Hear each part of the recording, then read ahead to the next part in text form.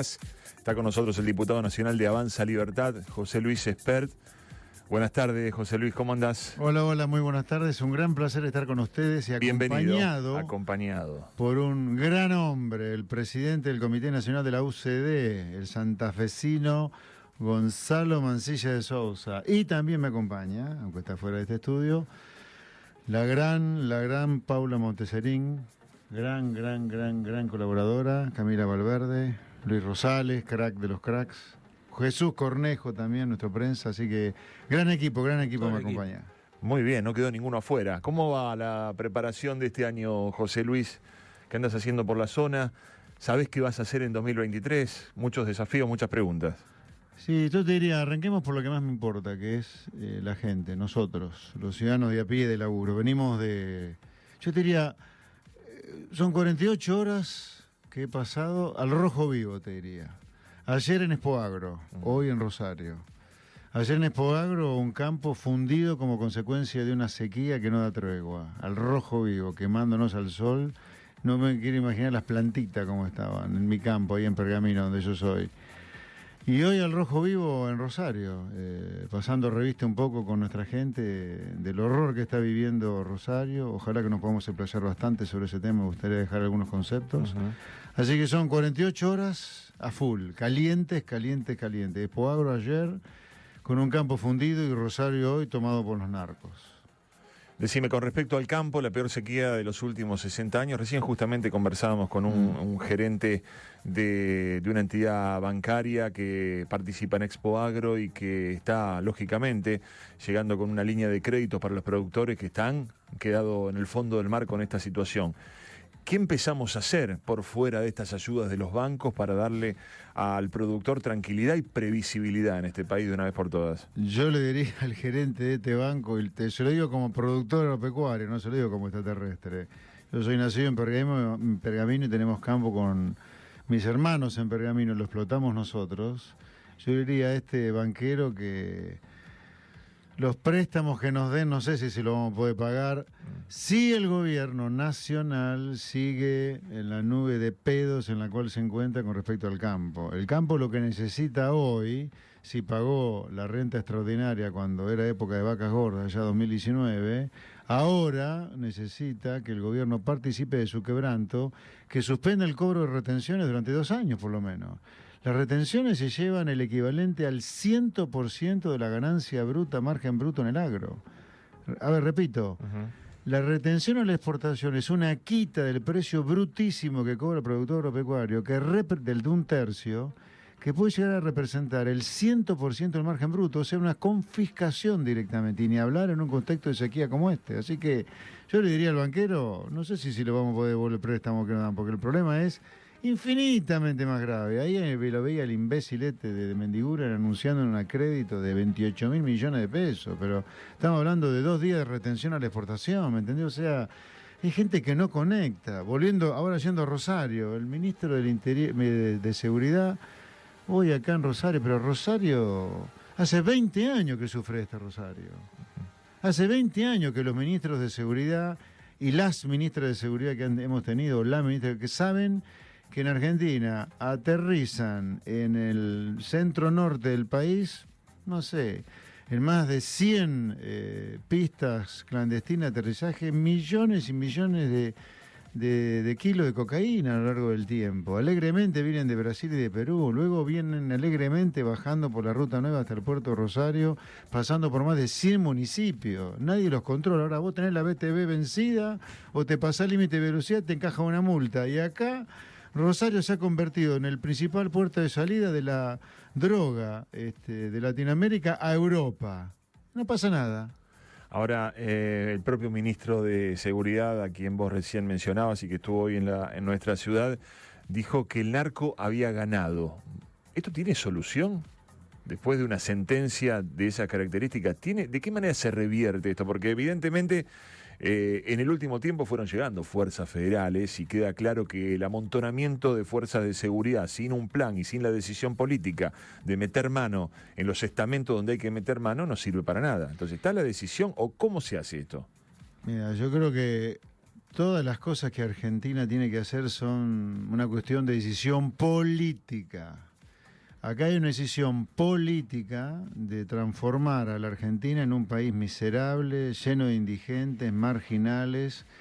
El kirchnerismo lo está logrando después de gobernar 16 años de los últimos 20, y eso te lleva inevitablemente al narcotráfico, porque no hay en el mundo evidencia que sociedades ricas tengan narcotráfico, tendrán consumo de droga. Pero el fenómeno del narcotráfico ocurre en países pobrísimos, como es la Argentina hoy. Entonces, mientras haya un gobierno como el kirchnerista, con una decisión estratégica de transformarnos a todos, los ciudadanos argentinos, en zombies, que si no vivimos de un plan social, estamos muertos porque nos funden, nos esquilman a impuestos, funden nuestras empresas, nuestros comercios al campo, el narcotráfico no va a terminar. Porque el narcotráfico está asociado a la marginalidad permanente, creciente y de largo plazo. Entonces es la primera cosa que hay que terminar. Acá la política tiene que tomar una decisión y la sociedad votarla de terminar con un modelo que es la esclavitud del siglo XXI. Una vez que vos hagas eso, hay un montón de medidas instrumentales que tenés que hacer también. Pero sin esto como solución, el problema del narcotráfico va a continuar. Luego que vos tomaste las decisiones para evitar que Argentina siga siendo una villa miseria como es, tenés que radarizar todo el norte del país, que es por donde aterrizan alegremente los aviones que vienen con la droga de Bolivia y Perú. Segundo, tenés que poner en efectividad de nuevo el decreto de Macri del derribo de aviones. Si fue derogado, desderogarlo. Si no, nunca se aplicó, que se aplique. Tercero, en el caso particular de Rosario, vos tenés que decretar el estado de sitio, enviar una policía militarizada y cambiar de domicilio a lo Procunar, que la Procuraduría del Narcotráfico venga a Rosario. Y ahí empieza la solución. Ayer, José Luis, hablábamos sobre la imagen del presidente Alberto Fernández, cómo en el comienzo de la pandemia parecía que teníamos a Churchill adelante con más de un 70% de imagen positiva, flanqueado por el jefe de gobierno porteño, por el gobernador de Buenos Aires. Y cómo empezó este tobogán descendente de deterioro de su gestión al punto de hoy prácticamente nadie lo valida, incluso el propio Frente de Todos. ¿Cómo lo ves vos a Alberto Fernández? Bueno, a ver, vos tocas un tema sensible, dado que es un año electoral y por lo tanto la gente va a tener que, porque lamentablemente es obligatorio el voto, asistir a votar. Acá el sayo también se lo quiero poner a la gente, porque estamos degradando el voto en la Argentina. Y estamos degradando la opinión que tenemos los políticos. O sea, cuando uno va a votar, tiene que enaltecer el voto votando por aquel que mejor represente tus ideas o tus intereses. Pero no puede ser que se siga votando por el mal menor cuando se va a votar. Por lo tanto, la política le tiene que plantear a la gente soluciones concretas, programas concretos de reforma a los problemas reales que tiene la gente. Ahora, la gente pues tiene que votarlo. Esto te lo digo porque la gente tiene que comprometerse más con la democracia, informarse más, estudiar más. Esto te lo digo porque la cuarentena de Alberto Fernández era cavernícola del primer día. Sin embargo, tenía el 90% de aprobación, pero esto era cavernícola lo que se estaba haciendo el primer día. Bueno, podés encerrar a una sociedad durante un año, más allá de la corruptela de las fiestas de olivo, etcétera, pero aunque no hubiera habido corruptela, encerrar a una sociedad un año entero para tratar de matar un bicho es ridículo, es como recular en chancleta. Y perdón, lo dijimos desde un principio nosotros, Sí. cuando era muy difícil Sí. decir eso, era ir contra la corriente. Sí. Claro, eso, lo que pasa es que eso lo ve después, aparecen después las fotos de la fiesta de Olivos y cuando se empieza a prolongar esa cuarentena uno dice, bueno, ¿hasta cuándo? Pero viste que al principio parecían que eran las decisiones correctas y que de repente Fernández era un iluminado de la política tomando las medidas que hacían falta. Sí, al principio todo el pueblo acompañó, todos lo apoyamos porque tenía razonabilidad, pero después cuando uno se empezó a dar cuenta que no había plan, Claro. que era prorrogarla y prorrogarla, y cuando empezamos a ver el problema ideológico, entre comillas, de las vacunas, cuál sí, cuál no, y todo lo que vino después, bueno, ahí ya se desmoronó todo como un castillo de naipes, ya se vio la falta de seriedad que Alberto tenía, que el gobierno tenía, ¿no?, en la cabeza de él.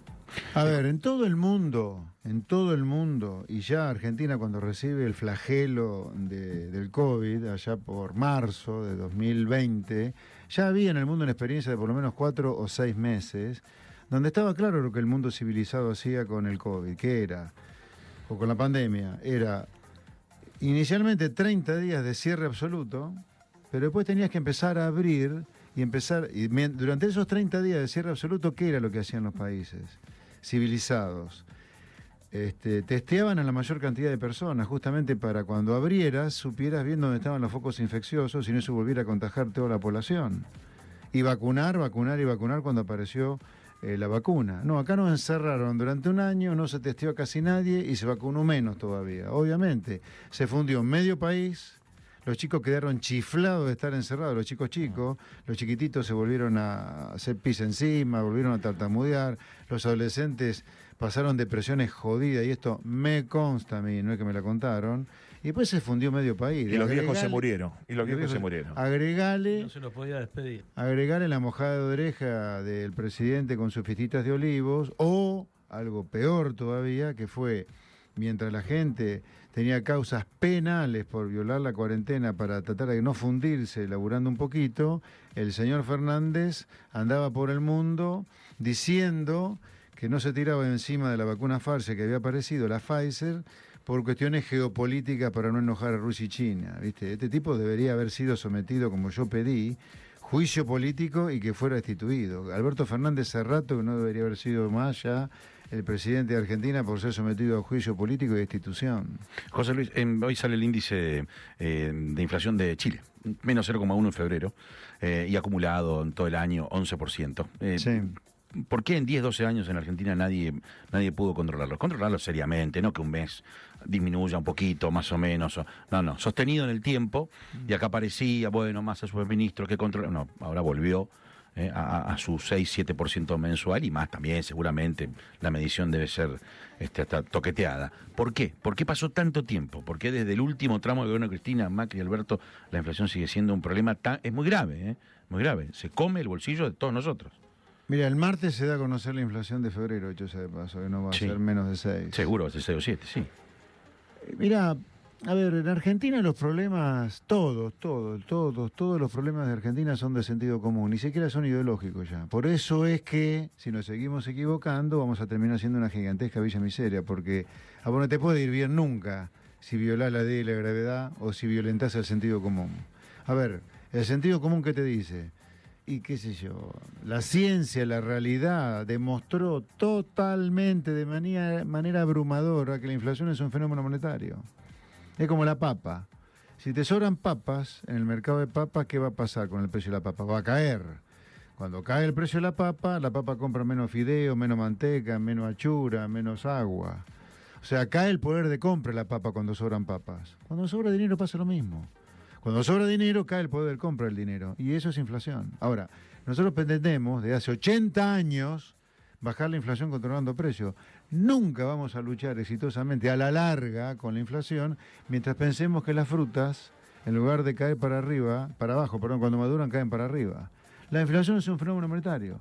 Para lograr controlar la inflación, ganar la lucha contra la inflación, vos tenés que asumir que la fruta cuando madura cae para abajo, no para arriba. Esto pasa con todo así. Legislación laboral. ¿A vos te parece que si vos le dejás, como concepto digo, ¿no? Como concepto, sí. Dividémonos de las coyunturas, porque las coyunturas te hacen cambiar algo a veces. Pero como concepto, las leyes laborales nuestras están armadas bajo el supuesto que el hobby empresarial es echar gente, no ganar plata. Entonces, como las leyes laborales nuestras parten de ese presupuesto, de ese supuesto, ¿vos qué hacés como juez una vez que usás esas leyes laborales? Al tipo que te echa un empleado lo fundís. ¿Qué es lo que pasa hoy? Las leyes laborales argentinas y los jueces laborales nuestros prefieren una empresa fundida con 20 empleados en la calle en lugar de uno solo que anduvo mal. Bueno, no funciona así el mundo. El mundo tiene leyes laborales que le permiten al empleador, cuando tiene un problema con un empleado, pagarle alguna indemnización razonable, pero nunca el sindicato o las leyes laborales funden al empresario que echó una persona. Tercera cosa que te hablaría de sentido común. La gente vino a la vida a disfrutar de la vida, no vino a pagar impuestos. A gatas que labura para disfrutar de la vida, mira si le va a sacar plata encima de lo que labura, que tampoco le gusta laburar. Porque es lógico que no le guste laburar, porque dejamos de disfrutar de la vida por trabajar. Mucho menos te va a gustar trabajar para otro, que es cuando pagas impuestos. No, acá la política parte del supuesto que el ciudadano argentino vino a pagar impuestos. Entonces, ¿qué hacer? Lo reventás a impuestos. ¿Qué tenés? Evasión.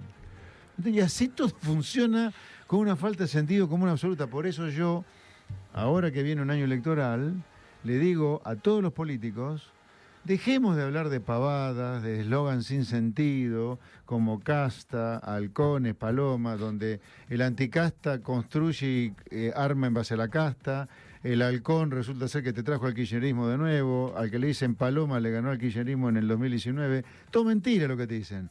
Hagamos un campeonato de propuestas concretas para los problemas concretos que tienen los argentinos. Inflación, inseguridad, la droga en Rosario, la falta de trabajo, el hambre. ¿Por qué no proponemos de manera concreta lo que hay que hacer en Argentina con cada problema, que es muy concreto? La gente no llega a fin de mes. En lugar de debatir casta, halcones, paloma, ¿por qué no debatimos un programa antiinflacionario en serio? En Rosario tenemos una ciudad tomada por la droga.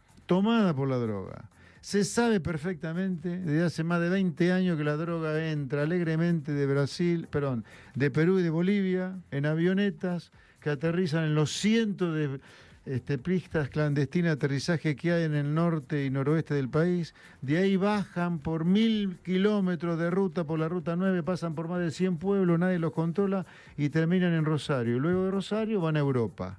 Eso es el narcotráfico en Argentina. Y en Rosario hay una guerra entre bandas, a ver quién se queda con el control del puerto para que sean ellos los que exportan la cocaína a Europa. Se sabe esto, ¿por qué nadie dice nada? Nadie. ¿Cómo Porque afecta son la cómplices. imagen? ¿Cómo afecta la imagen en un país? Imaginemos Holanda, Alemania, que llega un cargamento de un puerto argentino con droga.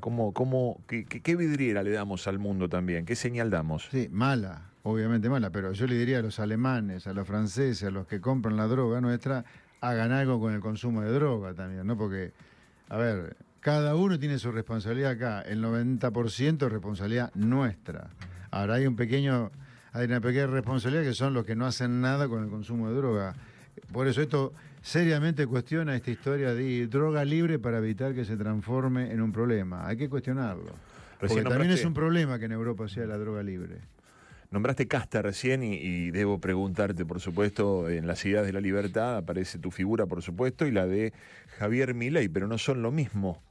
Por lo menos comienzan a diferenciarse desde hace un tiempo y te has esmerado en destacar esas diferencias. ¿Qué tenés para decir al respecto? A ver, lo primero que tengo que decir para que a la gente le quede clarísimo. El único espacio político al cual Javier Milei quiso pertenecer cuando decidió hacer política fue Avanza Libertad, el espacio que lidero yo. Javier Milei, a los 9 meses de haber ingresado a Avanza Libertad, decide con toda la razón del mundo que tiene espaldas para estar solo y armó otro espacio cambiándole el nombre al suyo. En lugar de Avanza Libertad, Libertad Avanza. Y a partir de ahí ha hecho un camino que le va bárbaro y estoy feliz de que le vaya bárbaro. Ahora, tenemos diferencias, sí, enormes. Pero yo estas diferencias me quedaron claras después que se fue. Por ejemplo, comercio de órganos, yo no estoy de acuerdo. Yo creo que hay externalidades o falla de mercado, aunque no exista el Estado. Aunque no existe Estado, hay falla de mercado. Por ejemplo, las empresas contaminan. Milei cree que no hay falla de mercado, salvo que las provoque el Estado. No, yo creo que si una empresa contamina, hay que hacer algo para que la empresa contamine. Esa es una falla de mercado donde el Estado no tiene ninguna responsabilidad. Yo creo que no tiene el más mínimo sentido hablar de dolarización. Argentina tiene que hacer una mega reforma estructural antes de hablar de qué tipo de régimen monetario va a tener. Acá, mirá lo que te hablamos. Tenemos Rosario tomado por los narcos. Rosario tomado por los narcos que exija que acá nadie ha hecho nada con el decreto de derribos, con la radarización del país. ¿Qué tiene que ver la dolarización con esos problemas? O sea, vos tenés que hacer reformas estructurales a morir antes que pensar en dolarizar. Leyes laborales. Ok, vos dolarizás. ¿Vos te creés que las leyes laborales van a ser más flexibles porque dolarices? Yo creo que hay que gastar tiempo en la reforma estructural que hay que hacer en Argentina antes de pensar en soluciones monetarias para los problemas reales que tiene Argentina. Yo estoy abierto a discutir dolarización o no, pero no en una primera etapa. Puede ser en una cuarta etapa, puede ser la frutilla del postre, pero nunca puede ser el plato principal. El plato principal son la enorme cantidad de reformas estructurales que vos tenés que hacer para que después puedas discutir con la panza llena si vamos a eliminar la moneda o no. Estamos conversando con José Luis Esper, diputado nacional por Avanza Libertad. ¿Cómo está el armado del espacio en la provincia de Santa Fe, José Luis? Acá Gonzalo es el autorizado para eso. Bueno, mira, el armado acá, nosotros, la UCD, que es el partido que le da el basamento a Avanza Libertad, venimos de hace tiempo participando de lo que es Juntos por el Cambio Santa Fe, y en este momento en las conversaciones del armado, un frente más ampliado, que es de toda la oposición santafesina al gobierno que encabeza Omar Perotti. Así que estamos en esas conversaciones, estamos ahí tratando de poner nuestra voz liberal, de que haya una pata liberal en ese armado. Estamos tratando de incidir en la plataforma electoral que le vamos a ofrecer a los santafesinos. Ahí hay plumas de distintos partidos, tenemos distintas visiones, es algo complicado, pero bueno, a medida que se acerca la fecha de las definiciones, eso va a ir quedando y se va a ir armando. Y José Luis, ¿vos ya decidiste qué vas a hacer este año? Mira, el escenario más probable es que sea candidato a gobernador por la provincia de Buenos Aires, donde yo nací, Pergamino, donde vivo y donde trabajo también. Más allá del trabajo en el Congreso, yo sigo teniendo mi empresa de consultoría, doy clases, escribo, tengo mi empresa con mis hermanos. Así que el escenario más probable es que sea candidato a gobernador de la provincia. El menos probable veremos, hay otros, pero el más probable es ese. Gracias por la visita. Un José placer, Luis Esper, gracias a Gonzalo ustedes. Mancilla de Sousa, Muchas referentes de Avanza Libertad. Yo finalmente, si me dejas un segundito Sí, por más, supuesto. diría a los rosarinos que en los próximos días, si es posible hoy o mañana como tarde, voy a presentar un proyecto en el Congreso de la Nación para que el Congreso resuelva el estado de sitio en la ciudad de Rosario, para liberar a los rosarinos del flagelo narcotráfico. ¿Cómo todavía no se hizo algo como eso? Perdón, a lo mejor es muy drástico, pero porque no, o sea, nadie lo planteó realmente, seriamente. No entiendo cómo nadie tomó una determinación lo suficientemente drástica para los problemas que en este momento tenemos. No comprendo. ¿Por qué nadie lo propuso? O si alguien lo propuso, ¿por qué no trascendió? Perdón, Seba, así que estábamos hablando, pero por favor, no. la situación era alarmante, digo, la situación era alarmante. Y porque sé qué pasa, la política está completamente desconectada de las necesidades de la gente. Los nuevos, yo estoy entrando a la política hace un año, tengo 61, o sea que hasta los 60 viví de la actividad privada solamente, ahora vivo de la actividad privada y un poquito de la actividad pública. Yo te diría, para tener contacto y conexión con la gente, como por ejemplo el problema del narcotráfico en Rosario, tenés que haber vivido mucho tiempo de tu vida laburando en el sector privado, sabiendo lo que es pagar una quincena, saber lo que es la inseguridad, saber que los sindicatos te fundan, saber que te echen de un laburo, quedarte sin laburo. Yo me quedé sin laburo un par de veces, tuve que laburar hasta de remisero. Ahora andá a decirle eso a Pichetto, a Patricia Bullrich, a Cristina Kirchner, toda la vida laburando de político. Es jodido ser político profesional, te desconecta de la realidad. Entonces nosotros lo presentamos, mirá, yo ingresé a la política, veo esto en Rosario y digo, no, hay que hacer algo ya. Estado de sitio, policía militarizada en Rosario, mudanza de la Procunar a Rosario, radarizar el norte, poner en práctica el decreto de Macri de derribo y dejar de transformar a la Argentina en una villa miseria. Rosario es la consecuencia, con todo lo grave que es la consecuencia de otras cosas, que es una sociedad pauperizada, marginalizada, indigente, que linda con el narco, con la violencia, y además que no se hace nada en el norte del país para derribar aviones, radarizarlo y evitar que te entre la droga. Acá es muy simple el problema. En algún lugar. Te está complicando porque no hace nada arriba, en el norte. Acá te entran aviones, pero como si fueran, no sé, el aire que corre hoy, o el sol que sale todos los días, por el norte. Son cientos de vuelos por mes de droga que te entran alegremente en los cientos de pistas clandestinas que hay en nuestras provincias. Nuestro país es un país que se está transformando de a poco en productor de cocaína, pero hoy es de distribución. Es de las principales distribuciones y focos de distribución de droga de Europa. ¿Cómo puede ser que hayamos eso permitido con nuestro querido país? Acá han pasado halcones, palomas y no hicieron un carajo con la droga en Argentina. Nada. El kirchnerismo mucho menos, que linda con la droga. No, y te agrego algo, porque una lucha integral. Hace poco una conocida fundación de Rosario trajo al jefe de policía de Nueva York. Y después de las reuniones, todo pidió ver a la clase política, al gobernador de ese entonces y eso, y preguntó cuántos policías muertos hay por la lucha contra el narcotráfico y eso. 0.